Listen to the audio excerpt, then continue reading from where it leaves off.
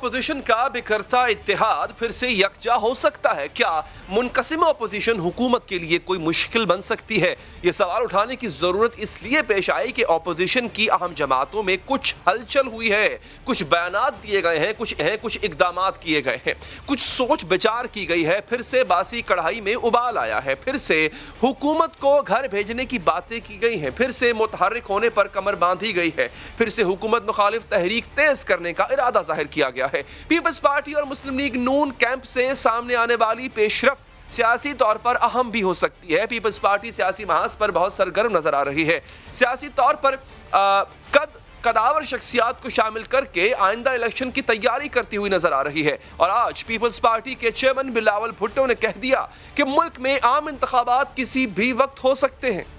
سارے لوگ اس پارٹی کی طرف آ رہے ہیں۔ یہ بہت انسٹیبل حکومت ہے، اللیجیٹمیٹ حکومت ہے ہی، لیکن یہ بہت ہی انسٹیبل ہے، اور ہم سمجھتے ہیں کہ کسی بھی وقت عام انتخابات ہو سکتے ہیں، اور یہی وجہ ہے کہ ہم اپنی تیاری کر رہے ہیں۔ بلاول بھٹو نے ان دونوں کو یاد کیا جب اپوزیشن جماعتیں اکٹھی تھیں، یہ رائے بھی دی کہ کیسے مل کر حکومت کو نقصان پہنچایا جا سکتا ہے۔ اپنے سیاسی حلیفوں کو یہ بھی یاد دلایا کہ جب تک اپوزیشن یکجا تھی اس وقت تک اسے فتوحات مل رہی تھیں۔ جمہوری انداز سے سیاست کیا جاتا ہے تو ہم نہ صرف نقصان پہنچا سکتے ہیں، لیکن ہم نے نقصان پہنچا کے دکھایا ہے۔ جب تک Pakistan Peoples Party Pakistan Democratic Movement کا حصہ تھا، جب تک Pakistan Democratic Movement Peoples Party کی بات مان رہی تھی، پیپلز پارٹی کی پالیسی اپنا رہی تھی، تب تک اپوزیشن مسلسل جیت رہی تھی۔ ایک جانب پیپلز پارٹی چیئرمین نے پھر سے اپوزیشن اتحاد کے ذریعے حکومت کو نقصان پہنچانے کی بات کی، دوسری جانب نون لیگ بھی سیاسی نیند سے بیدار ہو کر انگڑائی لینے کے موڈ میں ہے۔ کل ہونے والے پی ڈی ایم اجلاس سے پہلے نون لیگ کے صدر شہباز شریف متحرک ہو گئے ہیں۔ انہوں نے اپنے پارٹی قائد سے فون پر مشاورت بھی کی ہے اور حکومت مخالف تحریک تیز کرنے کے لیے پی ڈی ایم کو متحرک کرنے پر اتفاق کیا ہے، لیکن سوال پھر وہی ہے کہ پی ڈی ایم متحرک ہو بھی گئی تو کرے گی کیا؟ حکومت کو گھر بھیجے گی تو کیسے؟ کیا اس کے لیے وہی طریقہ کار اختیار کیا جائے گا جس کی تجویز بلاول بھٹو نے آج بھی دی ہے اور اپنے پہلے بھی کئی دفعہ اپنے بیانات میں دے چکے ہیں؟ اگر اپوزیشن سیریس ہیں، وہ حکومت کو نقصان پہنچانا چاہتے ہیں، اگر اپوزیشن مل کے عدم اعتماد پہلے بزدار کے خلاف پھر عمران خان کے خلاف لے کر آتے ہیں تو کل حکومت گر جائے گی۔ اگر بلاول کی تجویز ماننی ہے تو اپوزیشن کی تمام جماعتوں کو ایک بار پھر اکٹھا ہونا ہوگا، لیکن پیپلز پارٹی اور عوامی نیشنل پارٹی تو اعلانیہ طور پر پی ڈی ایم سے الگ ہو چکے ہیں۔ شہباز شریف نے رہا ہونے کے بعد اپوزیشن اتحاد میں پیپلز پارٹی اور عوامی نیشنل پارٹی کو پھر سے شامل کرنے کی کوشش کی، لیکن نون لیگ کے ہی سرکردہ رہنماؤں نے وہ کوشش ناکام بنا دی تھی۔ کہا تھا پیپلز پارٹی کو جو شو کاز نوٹس دیا گیا تھا اس کا جواب آنے تک پیپلز پارٹی پر پی ڈی ایم کے دروازے بند ہیں۔ دروازے بند ہیں، وہ کاغذ جو پھاڑے تھے ان کو جوڑ کر پڑھیں اور اس کی جو وضاحت ہم نے طلب کی تھی اس کا جواب دیں۔ پیپلز پارٹی اور عوامی نیشنل پارٹی کو پی ڈی ایم میں رکھنے کی شہباز شریف کی کوشش ناکام ہوئی تو انہوں نے کہا کہ دونوں جماعتوں کو پارلیمنٹ میں ساتھ رکھیں گے۔ اس کی بھی مریم نواز شریف نے مخالفت کی تھی، کہا تھا پی ڈی ایم اور پارلیمنٹ کی تو سیاست ہی الگ الگ۔ مسلم لیگ نون اور جمعیت علماء اسلام مسلسل پارلیمنٹ سے نکل کر سڑکوں پر آنے کے ذریعے حکومت گرانے کی بات کرتے رہے، جبکہ بلاول بھٹو ہمیشہ پارلیمنٹ میں رہ کر حکومت گرانے کی بات کرتے رہے۔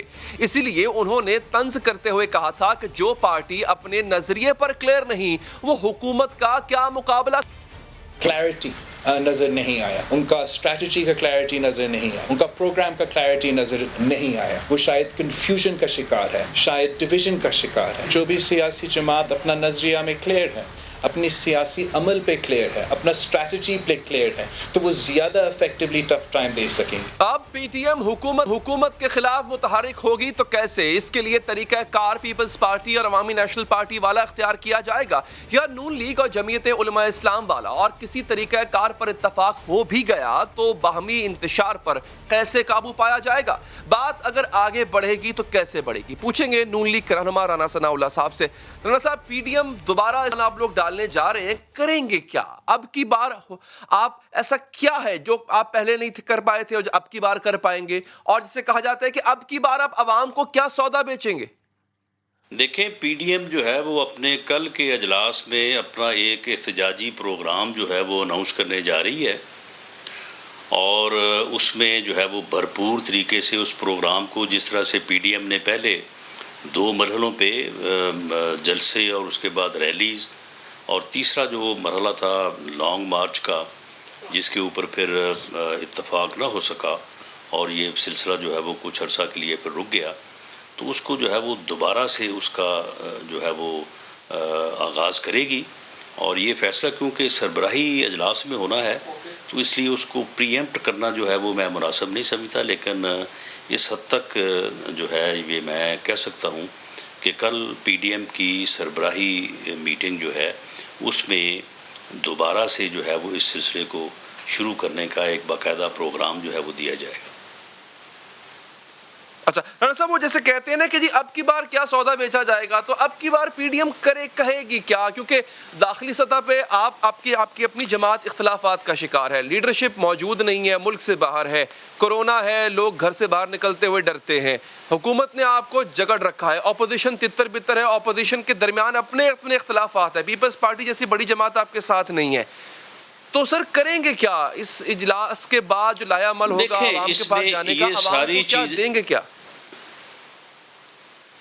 دیکھیں یہ ساری چیزیں جو ہے نا، یہ ساری چیزیں اس وقت بھی تھی، اس وقت بھی کووڈ تھا، اس وقت بھی جو ہے وہ ہماری لیڈرشپ جس پوزیشن میں اب ہے اسی پوزیشن میں اس وقت بھی تھی، اور اس کے باوجود پی ڈی ایم نے ایک کامیاب تحریک جو ہے وہ چلائی.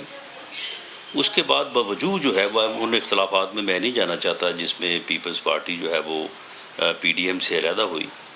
تو پی ڈی ایم میں جو ہے وہ جے یو آئی ایف اور پی ایم ایل این ایک بڑی جماعتیں ہیں، اس کے علاوہ ہمارے ساتھ بلوچستان کی نیشنلسٹ جو ہے وہ سارے جو ہے وہ پارٹی سارے ہمارے ساتھ ہیں. تو پی ڈی ایم میں اس وقت بھی جو ہے ایک بڑی قوت ہے. اور جو آپ نے بات کی کہ سودا کیا بیچنا ہے، وہ سودا تو وہی ہے جو 26 پوائنٹ جو ہے جن کے اوپر پی ڈی ایم نے اتفاق کیا تھا اور جن کے لیے جدوجہد کرنے کا عوام سے وعدہ کیا تھا، تو اسی کو لے کے آگے چلیں گے. اس میں کوئی نئی بات نہ تو ان 26 نکات میں سے کوئی ڈیلیٹ کیا گیا اور نہ اس میں کوئی نیا شامل کیا گیا. لیکن رانا صاحب اگر یہی حالات پہلے بھی تھے جو اب بھی ہیں، فرق نہیں ہے، تو پہلے سر جس کامیابی کی آپ بات کر رہے ہیں، کیونکہ پی ڈی ایم کو سر کوئی ایک کامیابی ایسی ملی جو بتانے لائق ہو، جو سگنیفیکنٹ ہو؟ پیپلز پارٹی تو کہتی ہے جی اگر کوئی کامیابی تھی بھی صحیح تو وہ ہماری بدولت تھی. نہیں دیکھیں، جب آپ مل کے ایک کام کریں تو ہر کوئی جو ہے وہ اس کام کو یا اس کامیابی کو اپنے ذمے جو ہے وہ لے سکتا ہے. اور یہ بات درست بھی ہوتی ہے کہ جب مل کے سب نے کیا تو سبھی کا اس میں جو ہے وہ حصہ ہے.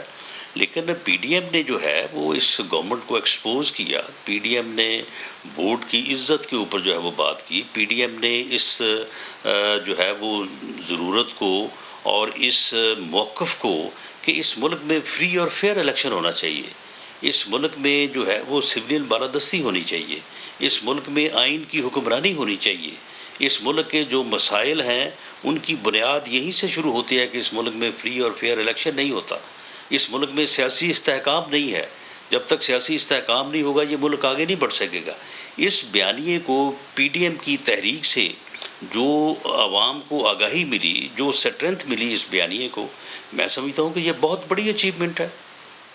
اور یہی چیزیں جو ہے وہ آگے بڑھ کے جو ہے وہ نتیجہ خیز ہوتی ہیں. اچھا رانا صاحب یہ بتائیے گا سر کہ پیپلز پارٹی ابھی بھی کہہ رہی ہے، اور آپ کا اولین مقصد پی ڈی ایم کا یہی تھا کہ حکومت کو گھر بھیجا جائے، اس بات کا اعلان ایک دفعہ نہیں کئی دفعہ کیا. آپ کے لیڈران نے خود آ کے جلسوں میں کہا کہ حکومت تاریخیں دیتے تھے کہ فلاں تاریخ کو حکومت گھر چلی جائے گی. علی جس وقت تک حکومت گھر نہیں جائے گی ہم اس کو گھر بھیجنے کے لیے جدوجہد کرتے رہیں گے. تو پیپلز پارٹی کہہ رہی ہے سر کہ ہم آج مل جائیں کل حکومت گرا دیں گے. تو سر پیپلز پارٹی کو ملا لیں ساتھ، وہ تو کہہ رہے ہیں ہمیں ملائیں ہم حکومت گرا دیں گے. نہیں تو پیپلز پارٹی ہمارے ساتھ ہی ہے، متحدہ اپوزیشن جہاں سے حکومت بننی یا گرانی ہے تو وہاں پہ تو پیپلز پارٹی ہمارے ساتھ بیٹھی ہے.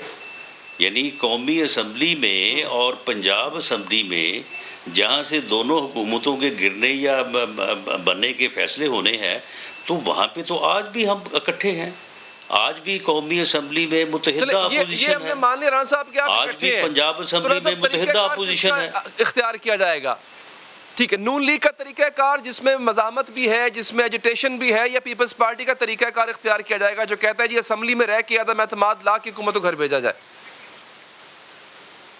دیکھیں، پیپلز پارٹی جو ہے وہ لانگ مارچ میں یا مزاحمت میں تو تعاون نہیں کرے گی، یہ تو بات ہو چکی، یہ تو پیپلز پارٹی نے اپنا فیصلہ سنا دیا، ورنہ لانگ مارچ ہوتا اور اس کے بعد استعفے ہوتے، اور آج ہم جو ہے وہ نئے الیکشن یا لڑ رہے ہوتے یا الیکشن ہو رہے ہوتے، یہ ہمارا یہ یقین ہے۔ پیپلز پارٹی کا اپنا موقف ہے۔ باقی رہی بات عدم اعتماد کی، تو عدم اعتماد اگر پیپلز پارٹی کے پاس نمبر ہے تو بسم اللہ، وہ پی ایم ایل این کے نمبرز کو سمجھیں کہ یہ ان کی جیب میں ہے، تو بسم اللہ کریں وہ۔ سر ویسے رانا صاحب اپوزیشن جسے آپ متحدہ اپوزیشن کہہ رہے ہیں، اس میں کچھ اتنا گڈ نظر آ نہیں رہا جس طرح آپ فرما رہے ہیں، کیونکہ ابھی کچھ دن پہلے بلاول بھٹو کے ساتھ کھڑے ہو کے ثناء اللہ زہری صاحب نے، جو کہ حال ہی میں شامل ہوئے ہیں، آپ کی جماعت کا حصہ تھے، انہوں نے جو ہے وہ میاں صاحب کو کھری سنائی، دغا باز کہا، دھوکے باز کہا، وعدہ خلاف کہا۔ بلاول بھٹو ساتھ کھڑے سن رہے تھے، بلکہ ایسا لگ رہا ہے جیسے اس بات میں سر ہلا رہے ہیں۔ تو جنہوں نے ان کی حکومت گرائی تھی وہ آج ان کے لیے معتبر ہو گئے، اور آپ کے خلاف جو شخص باتیں کر رہا تھا اس کے ساتھ کھڑے ہو کے وہ باتیں سن رہے تھے۔ سر یہ کیسا اتحاد ہے؟ نہیں دیکھیں، یہ اتحاد کی بات نہیں ہے، پیپلز پارٹی نے اپنی سیاست کرنی ہے۔ وہ لوگ جو ہماری جماعت کا حصہ تھے وہ ایک بات پہ ناراض ہوئے، اس بات کا ساری دنیا کو پتہ ہے، جب پی ڈی ایم کا وہاں پہ جلسہ تھا کتنی چھوٹی بات کے اوپر انہوں نے جو ہے وہ اس وقت ناراضگی دکھائی، اور اس کے بعد وہ پی ایم ایل این سے علیحدہ ہو گئے۔ اس بات کو تقریباً کوئی 6-8 ماہ ہو گئے ہیں، ہمارا ان کے ساتھ کوئی تعلق نہیں ہے۔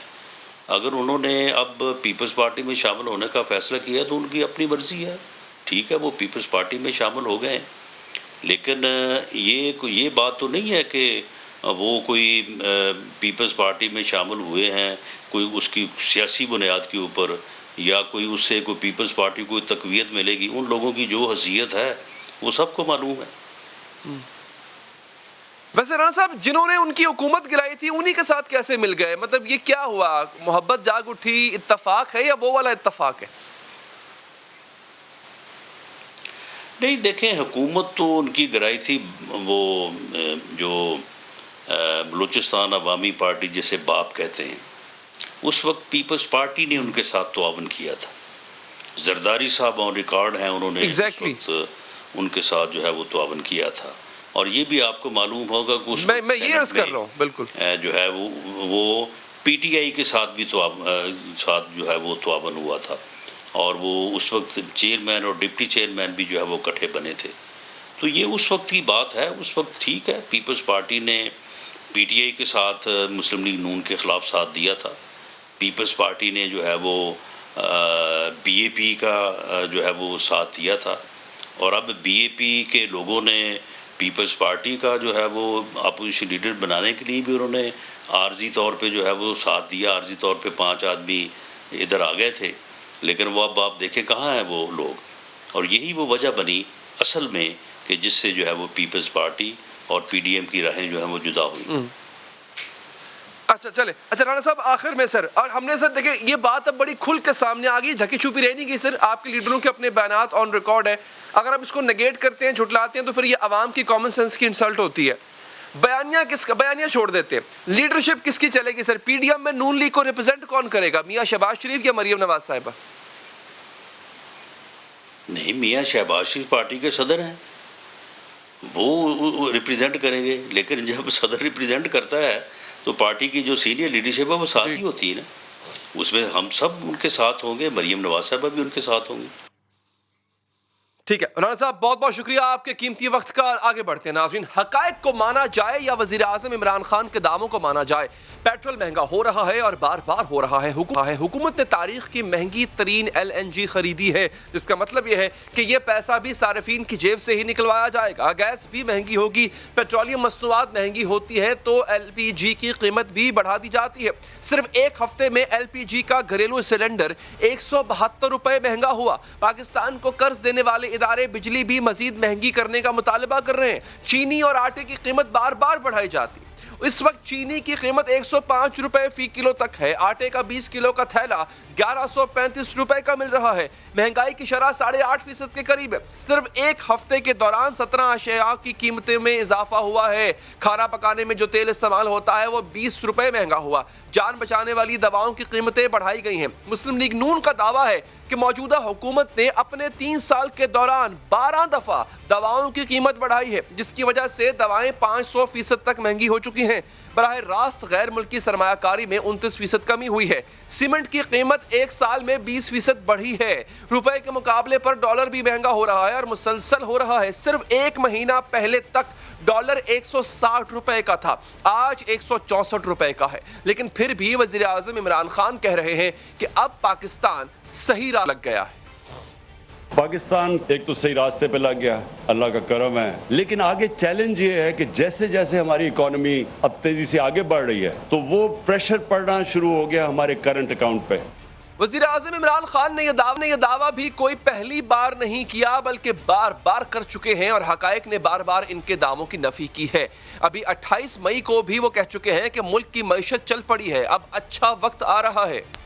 انشاءاللہ اچھا وقت آ رہا ہے. ہمارا ملک وہ جو بڑے مشکل وقت سے تھا، میں جو لوگوں کو کہتا رہتا تھوڑا صبر کرو، گھبرانا نہ، لوگ گھبرا جاتے تھے. اللہ کا کرم ہے کہ اب ہمارے لیے جو بہت مشکل وقت تھا وہ نکل گیا، تو ملک اس وقت ٹھیک جگہ پہ کھڑا ہے. 28 مئی کو اس گفتگو کے بعد 10 جون کو حکومت نے اپنا اقتصادی سروے جاری کیا تھا اور اس سروے میں حکومت نے خود اعتراف کیا تھا کہ کھانے پینے کی چیزیں 13% مہنگی ہوئی ہیں. ہاؤسنگ، پانی، بجلی، گیس کی مہنگائی کی شرح 5.7% رہی. کپڑے اور جوتے 10% مہنگے ہوئے. سرکاری قرضے بڑھ کر 38,000 ارب ہو چکے ہیں. کورونا وائرس کی وجہ سے بے روزگار ہوئے 2.7 کروڑ افراد میں سے 31,80,000 کو تاحال کوئی نوکری نہیں مل سکی. لیکن وہ عمران خان جو کہتے تھے پاکستان کو ریاست مدینہ بنائیں گے، انہوں نے کہا کہ ریاست مدینہ میں بھی دودھ اور شہد کی نہریں تو نہیں بہیں.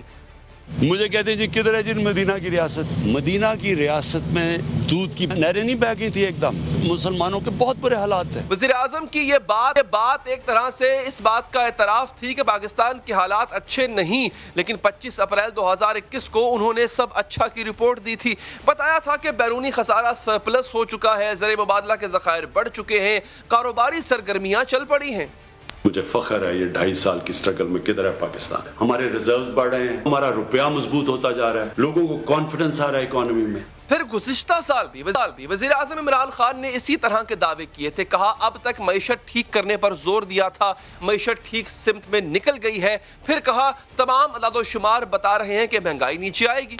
اب تک میرا پورا زور تھا پاکستان کی معیشت ٹھیک کرنے کا، کیونکہ ہمارے ملک کی معیشت کا بہت برا حال تھا. معیشت کے اوپر ابھی بھی میں زور لگاؤں گا. انشاءاللہ معیشت پہ زور لگا رہے ہیں کیونکہ وہ اللہ کا کرم ہے صحیح طرف نکل گئی ہے. اللہ کا شکر ہے، ساری اب فگرز دکھا رہی ہیں کہ مہنگائی اب نیچے جا رہی ہے اور اس کی وجہ سے انشاءاللہ اب آپ دیکھیں گے انشاءاللہ کہ انٹرسٹ ریٹ بھی نیچے آئیں گے. اس سے پچھلے سال یعنی 2019 میں وزیر اعظم عمران خان نے کہا تھا کہ 2020 وہ سال ہوگا جب پاکستان ترقی کرے گا. یہی نہیں، انہوں نے اپنی معاشی ٹیم کو شاباش دی تھی کہ پاکستان درست راستے پر چل.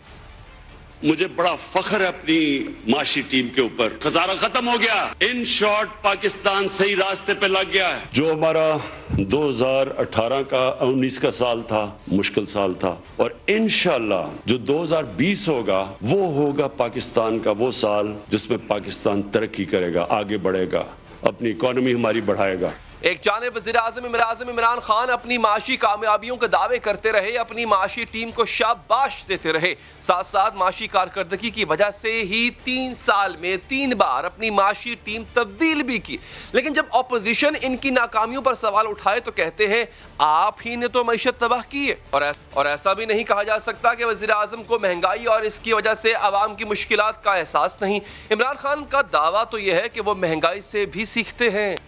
کئی کیبنٹ میٹنگز میں اپنے کئی وزیروں کو گھبرائے ہوئے دیکھتا ہوں، شکلیں ان کی اتری ہوئی ہوتی ہیں کہ جی لوگ یہ کہہ رہے ہیں آج مہنگائی ہو گئی، آج فلانا ہو گیا، اس سے سیکھتے ہیں ہم۔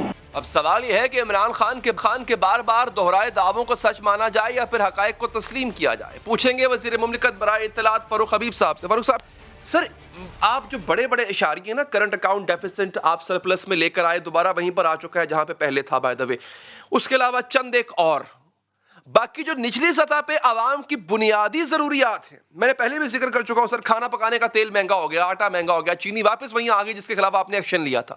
آپ جو بیسکس ہیں عوام کی وہ کیوں نہیں پوری کر پاتے؟ وہ مہنگی کیوں ہوتی جا رہی ہیں سر؟ دیکھیں، جہاں تک رہے گی بات عوام کی ضروریات کی، یا جو آپ شیخ خردونوش کے حوالے سے بات کر رہے ہیں، اس کے بے شمار جو ہیں وجوہات ہیں۔ اس کی وجوہات میں کچھ چیزیں ایسی ہیں جن کا تعلق ڈائریکٹلی جو ہے وہ عالمی منڈی کی قیمتوں کے ساتھ تعلق ہے، جس میں خوردنی تیل شامل ہے، جس کی قیمتوں میں عالمی سطح پر 124% اضافہ ہوا۔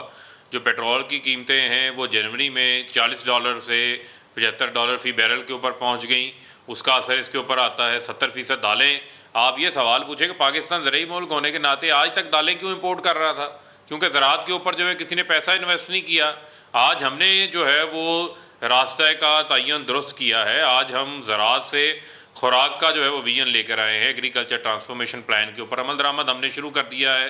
جو زیتون ہے وہ پاکستان اس کا پوٹینشیل کو اجاگر کر رہا ہے، زیتون کے پودے درخت پاکستان کے اندر جو ہے وہ لگائے جا رہے ہیں۔ جہاں تک آپ نے کی بات آٹے کی قیمتوں میں اضافہ یا چینی کی قیمت میں اضافہ، تو جو کاشتکار ہے جو 70% آپ کے ہیں، 500 ارب روپیہ گندم کے کاشتکار کو جو ہے وہ اضافی ملا ہے، 100 ارب روپیہ اضافی گنے کے کاشتکار کو ملا ہے، 1100 ارب روپیہ جو ہے وہ آپ کے ٹوٹل کاشتکار کو اس سال جو ہے وہ اضافی ملا ہے۔ جہاں آپ کہتے ہیں بڑے اشاریے، یہ بڑے اشاریے نہیں ہیں، یہ پورا ایک اکنامک سائیکل ہے اور پورا ایک ویلتھ سائیکل ہے کہ اگر آپ کے ملک کے اندر ڈالرز نہ آتے، زیر مبادلہ نہ آتا، تو آپ کا روپیہ اور زیادہ ڈی ویلیو ہو جاتا۔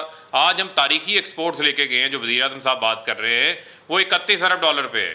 سر گزارش سن لینا، میں آپ کو یہ کہہ رہا ہوں کہ جن حالات پہ ہمیں 31 ارب ڈالر پہ 100 پہ ڈالر بھی لے آئے ہیں آپ 164 پہ ڈالر بھی بائی دا وے لے آئے ہیں سر۔ آپ اس کو آپ مجھے بتائیں، میں بیسکس پہ آتا ہوں، آپ بجلی کو بیسک نہیں سمجھتے سر؟ آپ کہہ رہے ہیں سر درست سمت میں جا رہی ہے، نیپرا کہتا ہے کہ IMF کی بات مان کے اگر آپ نے بجلی کی قیمتیں بڑھائیں تو عوام کی چیخیں نکل جائیں گی، یعنی اور آپ کا گزارا نہیں ہے، آپ کو اگلا IMF قسط نہیں دے گا اگر آپ قیمتیں نہ بڑھائیں۔ تو سر یہ چیخیں اب آپ نکلوانے جا رہے ہیں؟ نہیں، میں عام آدمی کی بات کر رہا ہوں۔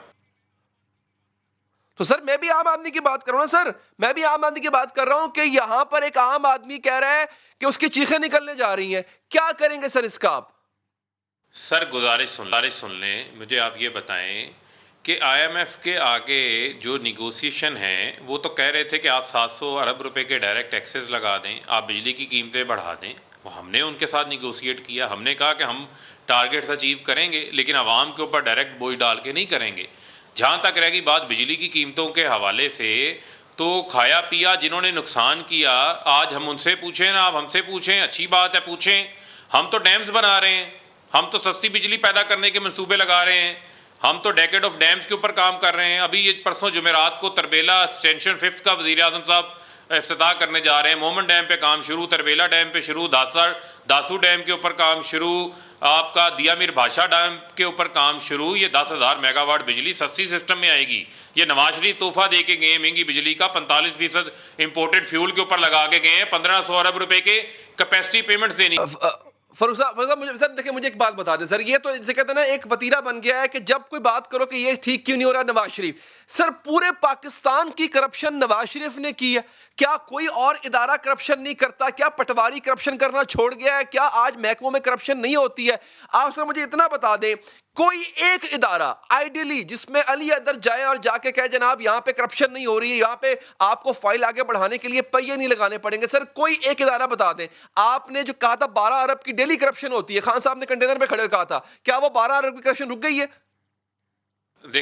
دیکھیں بات یہ ہے بنیادی طور کے اوپر کہ ہم جو ہے وہ مافیا کے ساتھ جو ہے وہ ہماری جنگ ہے, اور یہ مافیا ہر جگہ پہ بیٹھا ہے. دیکھیں مافیا باہر بیٹھا ہوا ہے. فاروق صاحب مافیا چلا گیا باہر, جس کو آپ نواز شریف کہتے ہیں. اپوزیشن جو رئیس کمر تھی وہ آپ نے توڑ دی ہے, اپوزیشن تتر بتر ہے. تو سر اب آپ نے کیا مافیا ہی مافیا کرتے رہنا ہے, یا اس کی بھی معافی مانگنی ہے کہ جناب ہم نے جو کر دی ہے؟ مافیا ہے, اور مافیا نے آگے جو ہے وہ بچوں کو بھی جنم دیا ہوا ہے. جگہ جگہ مافیا بنا کر جو ہیں وہ گئے ہیں, جو اس سسٹم کو تبدیل ہونے میں رکاوٹ کھڑی کرتے ہیں. بنیادی طور کے اوپر اگر آپ دیکھیں تو آج ان کو جو ہے وہ چیلنج کس نے کیا ہے؟ کارٹرز کو کس نے چیلنج کیا ہے؟ آئی بی پیز کو ری نیگوشیٹ جو ہے وہ کس نے کیا؟ وہ عمران خان نے کیا. آپ کہتے ہیں کہ مجھے مشینری کی باتیں نہ. چینی مافیا کو چیلنج آپ نے کیا. چینی آج بھی 105 روپے کی ہے, 55 روپے کی تھی جب آپ نے چیلنج کیا. آپ کے چیلنج نے ماشاءاللہ اس کو 105 سے پہنچا دیا. 90 ارب روپیہ جو یہ چینی مافیا کھا گیا, آپ 1% بھی واپس لا سکے؟ دیکھیں جب ہم ایک چیز کو ایک جگہ سے شروع کرتے ہیں تو پھر اس کا پورا جواب بھی سن لیں, اور ایک ایک سیکٹر وائز بات کر لیتے ہیں نا. اگر آپ شوگر کی اگر آپ بات کرتے ہیں تو شوگر سیکٹر کو جب ہم نے اسی کمیشن بنایا ریگولیٹ کر کے, 30 ارب روپیہ جو آف دی بک جو ہے وہ سیلز ہوتی تھی, اس کو روکا. 30 ارب روپے کا ٹیکس کا اس کے اندر اضافہ ہوا. اسی طریقے سے جو گنے کے کاشتکار کا اتصال ہوتا تھا, 180 روپے گنے کی قیمت تھی, کبھی 100 روپے سے زائد نہیں ملتی تھی. آج مل والا گھر سے کیش لے کر آیا, گنا جا کے 250 سے 300 روپے کاشتکار کی جیب کے اندر گیا ہے. وہ بھی 70% کاشتکار پاکستان کا حصہ ہے. تنخواہ دار طبقے کے اوپر ضرور بوجھ پڑا ہے, اس کا ہمیں بھی اس کا احساس ہے, لیکن اس کے اندر جو ہے وہ موجودہ حکومت کی کوئی ایسی فیصلہ سازیاں نہیں ہیں. ہم تو درست سمت میں کر رہے ہیں. اگر آج آپ جو فیصلہ لیتے ہیں اس کے اچھے برے اثرات جو ہیں وہ آئندہ آنے والے سالوں کے اندر آتے ہیں. جس طریقے سے بجلی کا سیکٹر ہو, انرجی کا سیکٹر ہو, آپ نے ایگریکلچر سیکٹر پہ کوئی توجہ نہیں دی. آپ کا جو کاٹن ہے, اس ملک کے اندر کاٹن ہمیں امپورٹ کرنا پڑ رہی ہے کیونکہ ہماری ٹیکسٹائل سیکٹر گرو کر رہا ہے. کیونکہ کاٹن گروئنگ ایریاز میں نواز شریف شوگر ملیں لے کے گیا تھا رحیم یار خان میں مظفر گڑھ کے اندر جا کے. عمران خان کی تو کوئی شوگر مل نہیں ہے, ان کے تو کسی رشتہ دار کی بھی شوگر مل نہیں ہے. تو یہ وہ حقائق ہیں جو ہمیں حقائق لوگوں کے سامنے رکھنے ہیں. آج ہم اپنی ترجیحات کو درست کر رہے ہیں, ہم کاٹنز کی پیداوار کو آگے بڑھا رہے ہیں. آج ہم جو ہے وہ دنیا کے ساتھ جو ہے وہ فری ٹریڈ ایگریمنٹس کر رہے ہیں. آج ہم پاکستان کے لیے تجارت کے جو ہے وہ سینٹرل ایشیا تک جو ہے وہ راستے کھول رہے ہیں. آج پاکستان نے جو سستا جو LNG کا جو معاہدہ کیا جو 2022 میں شروع ہوگا, وہ 10.4% آف برینٹ کے اوپر ہے, جو انہوں نے 13.7% آف برینٹ پرائس کے اوپر کیا تھا. یہ وہ تمام تر چیزیں ہیں جو ہم نے آ کر ٹھیک کی ہیں. آج ہاؤسنگ سیکٹر کے اندر, کنسٹرکشن کے اندر آپ کی 1000 ارب روپے کی انویسٹمنٹس اپروو ہو چکی ہیں, جس کا آپ کی گروتھ کے اوپر 5000 ارب روپے کا چھوڑا. بعد میں اس ہاؤسنگ سیکٹر کو آپ نے ایمنسٹی دے دی, اور ایمنسٹی اب تک چل رہی ہے. آپ ایمنسٹی کے خلاف سب سے زیادہ بولتے تھے, 2 ایمنسٹی آپ لوگ دے چکے ہوئے ہیں, اس پہ نہیں آگے بڑھتے ہیں. اچھا پھر مجھے بتائیں سر, جو آپ نے وجہ بتائی ہے کہ جناب یہ وجہ چینی مافیا کنٹرول نہیں ہوا, یا یوں کہہ لیں کہ چینی کی قیمت نیچے نہیں آ پائی, تو جو بیرسٹر شہزاد اکبر صاحب نے رپورٹ دی تھی اس میں تو انہوں نے کہا تھا جناب یہ وجوہات ہیں, ٹیکس چوری بھی ہے اس کے اندر جو ہے وہ ان کا کارٹل کا آپس میں ملی بھگت ہوتی ہے, سٹے بازی انہوں نے کہا تھا ہے, سٹے بازی کی وجہ سے چینی کی قیمت بڑھ جاتی ہے. آپ کہہ رہے ہیں کہ چینی کی قیمت یوں بڑھتی ہے, تو وہ رپورٹ کیا تھی؟ وہ غلط رپورٹ تھی, وہ ساری تفتیش, وہ تحقیق سب غلط تھا سر؟ نہیں دیکھیں بات یہ ہے, میں نے پھر آپ کو یہ کہا کہ اس مافیا کو جو ہے وہ نکیل تو ہم نے ڈالی ہے, اور تو کسی نے نہیں ڈالی. یہاں پر آپ نہیں سن لیں, نہیں دیکھیں سن لیں نا بات. میں آپ کو جو بات کہہ رہا ہوں, جو جس قیمت کی آپ اگر بات کرتے ہیں, آپ 55 کی بات کرتے ہیں, مجھے تو وہ وقت بھی یاد ہے جب چینی 15 روپے کلو تھی. تو آج ہم وہ بحث لے کے بیٹھ جائیں کہ آج 15 روپے کیوں نہیں ہے, 20 روپے کیوں نہیں ہے. نہیں میں 15 سال پہلے کی بات نہیں کر رہا, یہ میں 15 سال پہلے کی بات نہیں کر رہا. جو میں آپ سے جو عرض کر رہا ہوں وہ عرض یہ ہے کہ اس وقت جو گنے کی کاشت کا جو ریٹ تھا وہ 100 روپے من میں گنا لے کر جو آپ چینی بنائیں گے, وہ تو پھر آپ 55-60 کے اوپر بیچیں گے, لیکن آپ اپنے کسان کا اتصال تو نہیں کر سکتے. آج ایک بیلنس کریٹ ہوا ہے. آج نہ کسان کا اتصال ہو رہا ہے, کسان کو بھی اپنی فصل کا پیسہ پورا مل رہا ہے, उसी के साथ साथ जो कीमतें हैं वो बहुत अपनी अच्छी बात। रैशनल बेस के ऊपर आकर यानी रुक गई गन्ने हैं। की चीनी की कीमत बढ़ गई, ऐसे है ना सर, गन्ने की प्राइस आपने किसान को ज्यादा दी, चीनी इसलिए बढ़ गई। तो सर वो शहजाद अकबर की रिपोर्ट क्या थी जिसमें कहा गया सट्टा चलता है जिसकी वजह से चीनी की कीमत बढ़ जाती है, तो फिर वो क्या था? जो इंक्वायरी कमीशन की रिपोर्ट्स हैं वो उस हवाले से तयन होता है कि जो इनकी कॉस्ट कैलकुलेशन है, वो कॉस्ट कैलकुलेशन की बुनियाद के ऊपर हमने तो चीनी की कीमत रिटेल प्राइस जो है वो 87 रुपये मुकर्रर की है, उसको जाके इन्होंने अदालत के अंदर चैलेंज कर दिया है। अब मामला जो है वो अदालत में है। जो हमारी कैलकुलेशंस हैं कि इस कॉस्ट के ऊपर रिटेल जो है वो चीनी मार्केट के अंदर दस्तयाब होनी चाहिए, वो फैसला अदालत में है, उसको हुकूमत प्लीड कर रही है।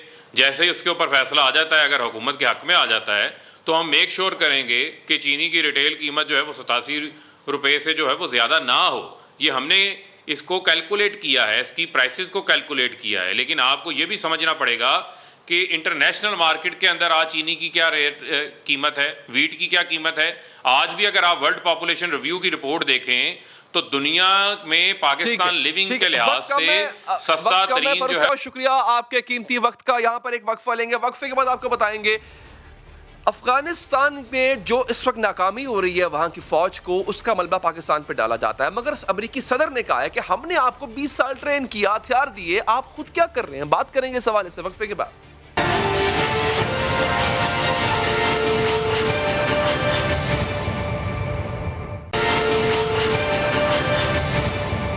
आज एक बार फिर वजीर आजम कराची गए, एक बार फिर कराची की तकदीर बदलने की बातें हुई। कराची को बदलने वाली कमेटी यानी कराची ट्रांसफॉर्मेशन कमेटी का इजलास भी हुआ।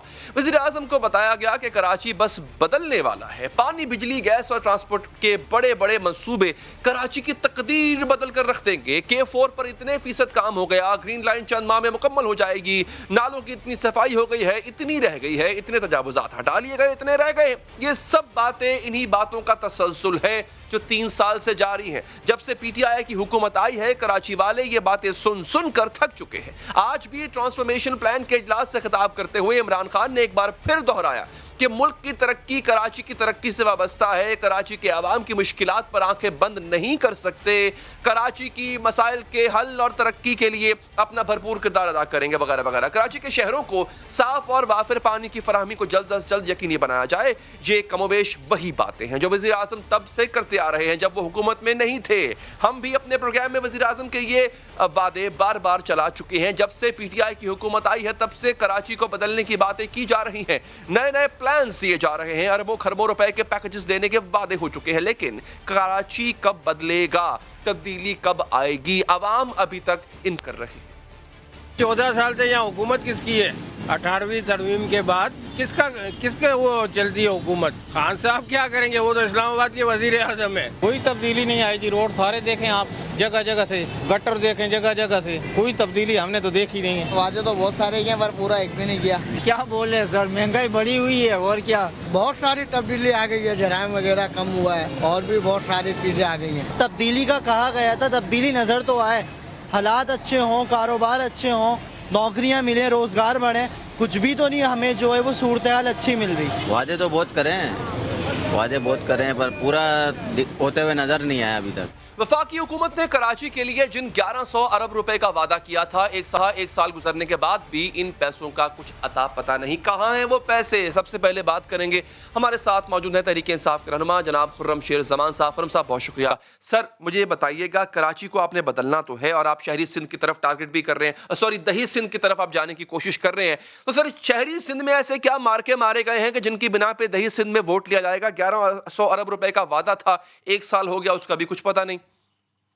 अच्छा देखिए, मैं सबसे पहले आपको एक बात बताऊं ना कि अगर सूबे सिंध के अंदर, शहरी सिंध के अंदर खाली हम अपनी मेजॉरिटी ले सके विच इज़ कराची, तो ये हमारी कामयाबी थी। लेकिन अगर हम अर्बन से रूरल सिंध के अंदर अगर हम अपनी हुकूमत नहीं बना सके, वहाँ पे हम अपनी सीटें नहीं ले सके, ये हमारी अपनी गलतियाँ थी, हमारी अपनी मिस्टेक्स थी कि हम अपने वहाँ पे ज़्यादा ध्यान नहीं दे सके। हमने कराची हैदराबाद तक जोर रखा।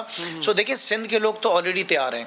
सिंध के लोग जितना तैयार हैं पाकिस्तान तहरीक इंसाफ के साथ खड़े होने के लिए, उनको वोट देने کے لیے, اس سے زیادہ تو کراچی بھی نہیں ہے.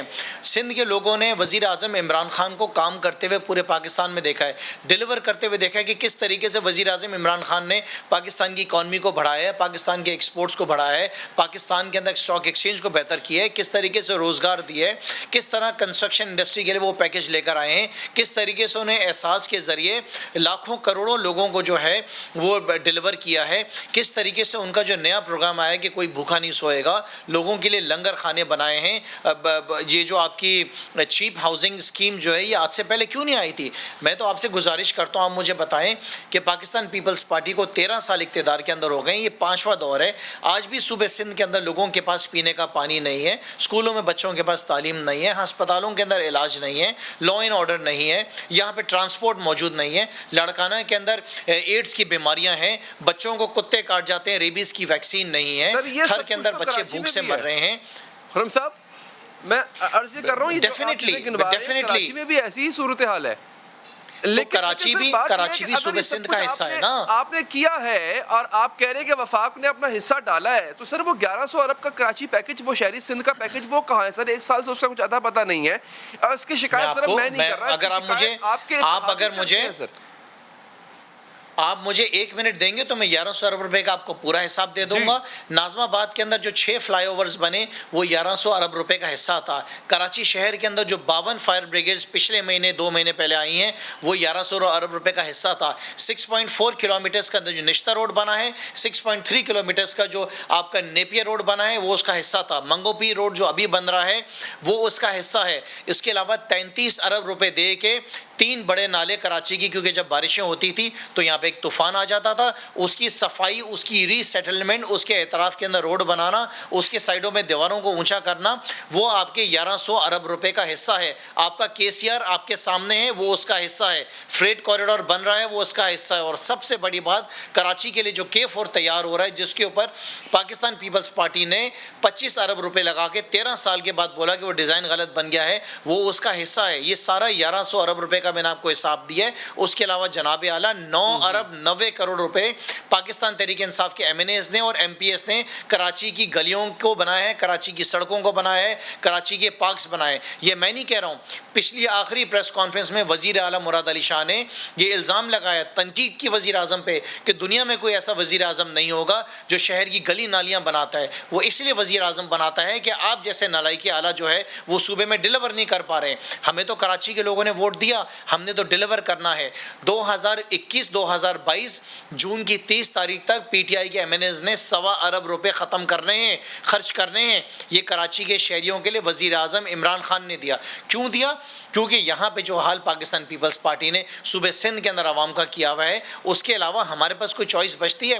اور معذرت کے ساتھ یہ وہ سارا پیسہ ہے جو کہ ایڈیشنل فنڈ ہے جو NFC اور 18واں ترمیم کے علاوہ ہے. اچھی بات ہے, ایسا ڈیفینیٹلی ہوا ہوگا, لیکن آپ کے اتحادیوں کو کیا مسئلہ ہے؟ وہ پھر آئے دن کیوں شکوا کرنے بیٹھ جاتے ہیں, پریس کانفرنس کرنے بیٹھ جاتے ہیں؟ اچھا اتحادیوں کو چھوڑیں, آپ کے کچھ اپنے MNAs نے بھی شکوے کیے, گیس کا شکوا, سڑک کا شکوا, نالیوں کا شکوا.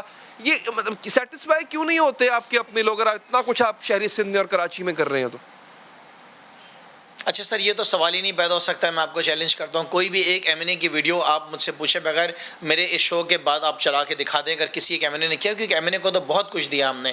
MNA کے بعد ہی ان کے ذریعے MNAs کے MPs کے بعد آ رہے ہیں. اور سر گزارش کے ساتھ میرے پاس عامر لیاقت صاحب کی ویڈیو تھی, ضرور چلائیے, بالکل چلائیے سر, چلائیے. آپ کے کہنے سے سر آپ ترقیاتی کاموں پہ چلائیے, سر ترقیاتی کاموں پہ چلائیں نا, میں آپ سے کہہ رہا ہوں. دوسری چیز, ہمارے اتحادی MQM جتنے فنڈز پاکستان تحریک انصاف کے MNAs کو ملے ہیں اتنے ہی فنڈز MQM کے MNAs کو ملے ہیں. اب MQM کے جو ووٹرز ہیں انہوں نے اپنے MNAs سے پوچھنا ہے کہ انہوں نے کیا کام کیا ہے. ہم نے تو کراچی کے اندر ڈیلیور کر دیا ہے. دیکھیں میں آپ کو آخر میں ایک بات کہوں, آج سے 1 ہفتے پہلے ہم نے پاکستان تحریک انصاف نے آرٹیکل 140A کے تحت ہائی کورٹ کے اندر ایک پیٹیشن فائل کی ہے جس میں ہم نے ڈیمانڈ کیا ہے کہ قانون یہ کہتا ہے جج صاحب کہ 120 دن کے بعد بلدیاتی نظام پورے ہونے کے بعد الیکشن کرانے. سو آپ الیکشن کرائیے سندھ حکومت سے حکم دے کے. ہم تو کانفیڈنٹ ہیں, ہم تو بلدیاتی الیکشن میں جانا چاہ رہے ہیں, ہم تو مقابلہ کرنا چاہ رہے ہیں کہ آئیں ہم سے مقابلہ کریں. ہم آپ کو بتائیں گے کہ کراچی کے لوگ تحریک انصاف کے ساتھ کھڑے ہیں یا نہیں کھڑے. اس کے ساتھ ساتھ میں آپ کو یہ بھی یقین دلاتا ہوں کہ انشاءاللہ تعالی 2023 کے اندر آپ پاکستان پیپلز پارٹی کو صوبے سندھ کے اندر نہیں دیکھیں گے. صوبے سندھ کے لوگوں نے پاکستان پیپلز پارٹی کو اب اور نہیں آزمانا ہے. ان کو جتنا آزمانا آزما لیا. یہ 5واں دور ہے ان کا. آپ سمجھتے ہیں ڈیلیور کریں گے؟ کل کی جو بہت شکریہ, بہت بہت شکریہ آپ کا خرم صاحب. ایک وقفہ لیتے ہیں. وقفے کے بعد بتائیں, افغانستان میں فوجیں ریت کی دیوار کو ثابت ہو رہی ہے. امریکہ کہتا ہے ہم نے آپ کو 20 سال ٹریننگ. بات کریں گے اسی حوالے سے وقفے کے بعد.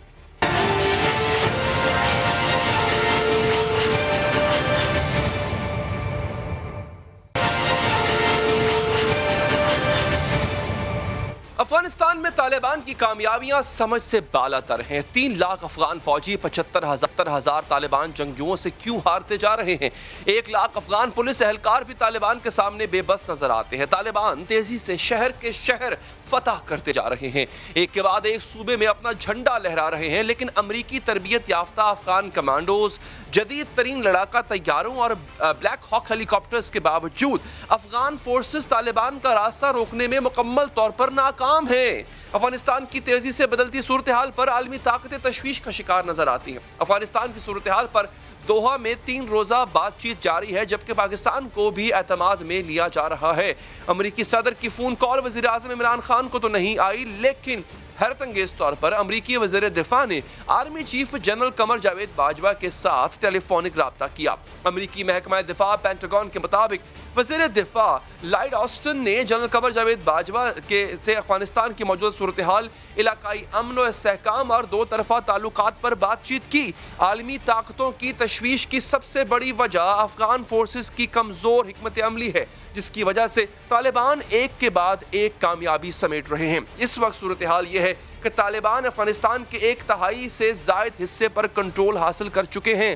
6 صوبائی دارالحکومتوں پر طالبان کا باقاعدہ قبضہ ہو چکا ہے. مزار شریف اور پلخمری کے نواح میں شدید لڑائی جاری ہے. ان کے قبضے میں جانے والا آخری اہم شہر شمالی صوبہ سمگان کا دارالحکومت ہے, جس کا کنٹرول پیر کو طالبان کے ہاتھ آیا, جبکہ نمروز کا دارالحکومت زرننج, سرپل تخار صوبے کا شہر تالقان, قندوز اور ہلمند صوبے کا دارالحکومت لشکرگاہ پہلے ہی طالبان کے قبضے میں جا چکا ہے. حیرت کی بات یہ ہے کہ طالبان کی راہ میں ریت کی دیوار ثابت ہونے والی افغان فورسز کی تعداد 3 لاکھ سے زائد ہے. یہ تمام فوجی امریکی عسکری ماہرین کے تربیت یافتہ ہیں. امریکہ ان کے صلاحیت میں اضافے کے لیے 20 سال سے 88 ارب ڈالرز خرچ کر چکا ہے. اس وقت افغان فوج کے پاس اعلیٰ تربیت یافتہ 20 سے 25 ہزار کمانڈوز ہیں, جدید ترین لڑاکا طیارے اور گن شپ ہیلی کاپٹرز ہیں. اسی بنیاد پر امریکہ کو یقین تھا کہ افغان فوج آسانی کے ساتھ طالبان کا مقابلہ کر لے گی. آج بھی پینٹاگون کے ترجمان نے یہی بات دہرائی اور کہا کہ طالبان کی کامیابیوں پر تشویش ہے, لیکن افغان سیکیورٹی فورسز باغی گروپ سے لڑنے کی صلاحیت رکھتی. لیکن جب جان کربی سے سوال ہوا کہ اگر افغان فوج طالبان کا مقابلہ نہ کر سکی تو پھر امریکہ کیا کرے گا, تو انہوں نے بے پرواہی سے کہا زیادہ کچھ نہیں. اس سے پہلے امریکی صدر جو بائیڈن بھی بار بار افغان فوج کی صلاحیت پر اطمینان ظاہر کر چکے ہیں. ان کا ماننا تھا کہ افغان فورسز اور پولیس کی جس معیار کے تحت تربیت کی گئی ہے, طالبان صلاحیت کے لحاظ سے اس کے قریب بھی نہیں پہنچ سکتے. لیکن صورتحال بالکل اس کے الٹ نظر آتی ہے. جس فوج کے بارے میں امریکہ کو گمان تھا کہ طالبان اس کے قریب بھی نہیں پھٹک سکتے, وہی فوجی طالبان کا سامنا کرنے سے کترا رہے ہیں, اور اگر سامنا ہو جائے تو یا تو میدان چھوڑ کر بھاگ جاتے ہیں یا ہتھیار ڈال کر امریکی غرور کو خاک میں ملا دیتے ہیں. گزشتہ ماہ صوبہ بدخشاں میں طالبان کے ساتھ ہونے والی جھڑپوں میں 1000 سے زائد افغان سیکیورٹی اہلکار تاجکستان فرار ہو گئے تھے. یہی نہیں, طالبان کی مسلسل فتوحات کے سامنے افغان سیکیورٹی اہلکاروں کے ہتھیار ڈالنے کی پہلی ویڈیو سامنے آ چکی. کچھ جگہوں پر سیکیورٹیوں نے کوئی گولی چلائے بغیر یا کسی مزاحمت کے بغیر شکست تسلیم کر لی تھی. پروگرام کے وقت یہاں پر ختم ہو چاہتا ہے. ناظرین مجھے دیجیے اجازت, اللہ نے کے بعد.